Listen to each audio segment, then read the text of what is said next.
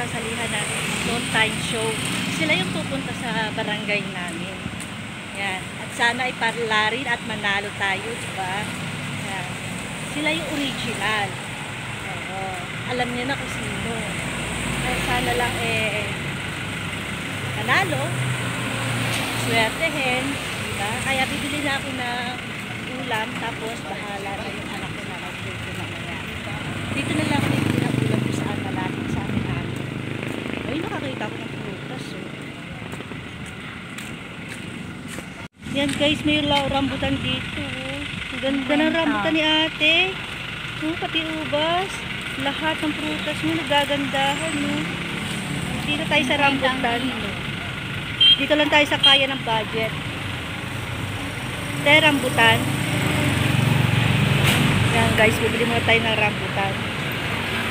Hindi pa kasi kaya yung ubas.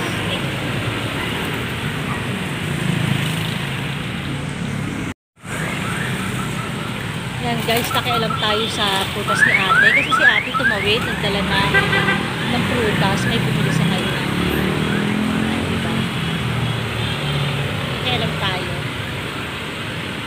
Lahat naman ng prutas niya, magaganda Kami prutas niya, ang ganda-ganda. Kami ubas niya. Pongka, tapos 50 sa pongka. Mura na kanyang pongka. Tapos ano? Sana mo rin ito sa tinda ni ate.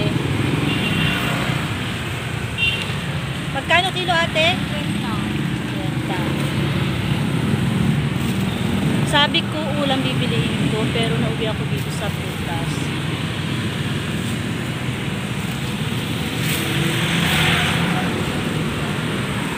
Ganun talaga pag lumabas ka ng bahay, plano mo bibiliin ulam, labas mo.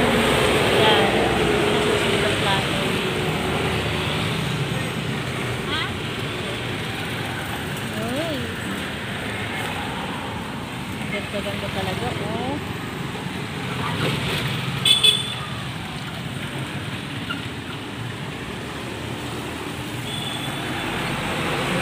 Balik-balik ko. Yan.